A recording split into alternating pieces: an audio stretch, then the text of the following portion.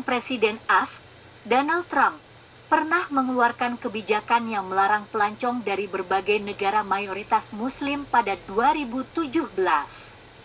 Larangan ini dibuat sepekan setelah ia menjabat sebagai orang nomor 1 di AS. Dalam aturan tersebut, Trump melarang kunjungan untuk pendatang dari 7 negara mayoritas Muslim seperti Iran, Irak, Libya, Somalia, Sudan, Suriah, dan Yaman. Sontak larangan tersebut menuai protes dari komunitas internasional. Situasi di bandara-bandara lantas kacau. Ratusan pelancong terdampar dalam perjalanannya ke AS sebab visa yang mereka miliki dibatalkan. Mereka kemudian ditahan petugas imigrasi dan ditendang kembali ke tempat asalnya. Akibat dari larangan itu, banyak orang melewatkan berbagai kesempatan sekali seumur hidup. Mereka terpaksa tidak menghadiri pernikahan, pemakaman, maupun kelahiran kerabat terdekatnya. Kini, larangan itu sudah dicabut. Presiden AS Joe Biden menandatangani 15 perintah eksekutif untuk membatalkan sejumlah kebijakan Trump beberapa jam setelah ia dilantik pada Januari 2021 lalu. Sayangnya, terlepas dari keputusan Biden, efek dari kebijakan tersebut masih beriak hingga saat ini. Hanya karena larangannya telah dicabut, bukan berarti dampaknya sudah tidak terasa hingga saat ini, ujar Direktur Eksekutif Koalisi Imigrasi New York, Murad Awoudeh, seperti dikutip dari Al Jazeera, Sabtu 5 Februari. Awoudeh mengatakan, banyak pemenang undian kartu hijau, Green Card, yang menghadapi risiko keuangan. Untuk diketahui, Green Card dikenal sebagai visa lotre yang menawarkan kesempatan bagi 50.000 orang pemohon setiap tahunnya untuk menetap dan menjadi warga negara AS. Demi mendapatkan Green Card, mereka berhenti dari pekerjaannya. Para pelamar yang menempuh studi juga keluar dari sekolah. Bahkan, ada pula yang sampai rela berutang. Namun, usai meninggalkan kehidupan lamanya untuk mendapat izin tinggal tetap di AS, sistem imigrasi malah mengabaikan mereka. Warga negara-negara yang masuk dalam daftar larangan memang tetap dapat melanjutkan permohonan visa keragaman saat kebijakan itu diberlakukan. Meski demikian, sebagian besar dari pelamar tidak pernah dihubungi lagi.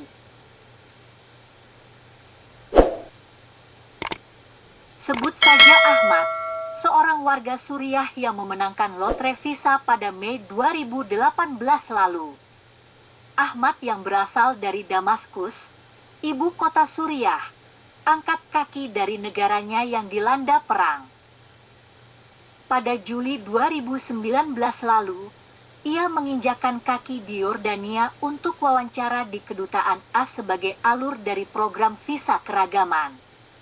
Sebelum hari itu, pria berusia 33 tahun tersebut telah melamar hingga 2 kali. Tak berbeda dari pengalaman sebelumnya, ia disuruh menunggu jawaban yang hingga saat ini tak kunjung datang. Kami diperlakukan dengan tidak adil. Padahal saya punya kesempatan, tetapi karena larangan dan tempat asal saya ini bukan salah saya. Saya tidak memilih untuk lahir di sini, ujar Ahmad dalam wawancara telepon dengan Al Jazeera. Ahmad hanya satu dari ribuan warga negara asing yang hidupnya dijungkir balikan oleh kebijakan yang disebut larangan Muslim tersebut.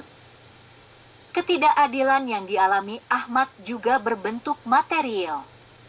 Ia menambahkan, segala biaya yang ia habiskan untuk pengajuan visa meraup habis gajinya untuk setahun. Meski memiliki hak untuk bepergian dan mendapat masa depan yang lebih baik, Ahmad mendapati kerugian besar atas diskriminasi yang ia hadapi. Simbol hak cipta disediakan oleh Departemen Luar Negeri AS mengatakan, Pemohon yang ditolak masuk selama tahun fiskal 2017 hingga 2020 dapat mengajukan permohonan kembali. Meski begitu, pembela hak asasi dan pakar imigrasi tahu kesempatan semacam itu hanya omong kosong. Kecil kemungkinannya para pelamar sebelumnya akan dipilih lagi. Kami adalah orang-orang yang paling butuh beremigrasi dan meningkatkan kehidupan kami, lanjut Ahmad, mengacu pada warga negara yang terdampak kebijakan larangan Trump. Sekelompok warga Suriah pemenang visa dari tahun yang sama dengan Ahmad menuntut agar pengajuan mereka diputuskan tanpa harus mendaftar ulang. Pengacara imigrasi dari Georgia, Hiba Ghalib, mengatakan bahwa kedutaan AS masih syarat dengan budaya memandang curiga pada pelamar dari negara-negara yang sebelumnya dilarang masuk AS. Menurutnya, budaya ini sulit untuk ditinggalkan. Pembatalan, larangan, tidak semata-mata mengakui dampaknya. Tambahnya, dikutip dari Al Jazeera. Departemen Luar Negeri AS mengatakan mereka memerlukan penilaian tambahan untuk menentukan apakah pelamar memenuhi syarat untuk mendapatkan visa, tetapi tidak menjelaskan penilaian seperti apa yang dimaksud. Sebelum mengeluarkan visa apapun, kami harus memastikan bahwa pemohon tidak menimbulkan risiko keamanan bagi AS, ujar juru bicara Departemen Luar Negeri AS, seperti dikutip dari Al Jazeera. Para pelamar yang tidak dihubungi lagi hanya diberitahu bahwa permohonan mereka sedang diproses secara administratif. Bila diminta untuk menjelaskan proses tersebut, pihaknya tampak enggan merinci. Lagi-lagi mereka hanya mengatakan, proses administratif itu merujuk pada berbagai langkah tambahan yang harus diambil. Pouria Mojabi, misalnya, seorang keturunan Iran Amerika yang mengajukan permohonan pada tahun 2017.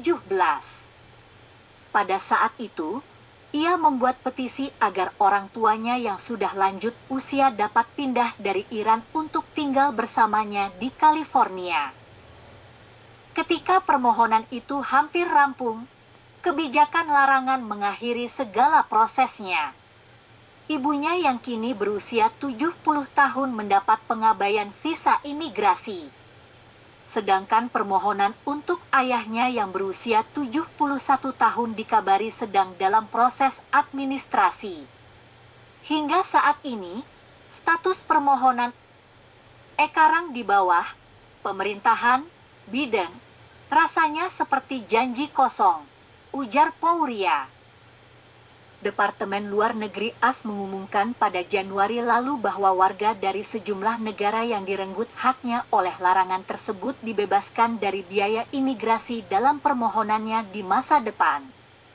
Negara-negara tersebut yakni Burma, Eritrea, Iran, Kirgistan, Libya, Nigeria, Korea Utara, Somalia, Sudan, Suriah, Tanzania, Venezuela, dan Yaman. Keputusan itu merupakan langkah awal pemerintahan Biden untuk memperbaiki kerugian. Tindakan diskriminatif semacam itu membutuhkan berbagai upaya pemulihan untuk mengembalikan kepercayaan yang telah terkikis. Sebagian dari apa yang begitu merusak dari larangan itu adalah untuk mengirim pesan politik. Pesannya adalah, Anda tidak diterima di sini, tutur Afideh Mousavian, Direktur Advokasi Federal di National Immigration Law Center, seperti dikutip dari Al Jazeera.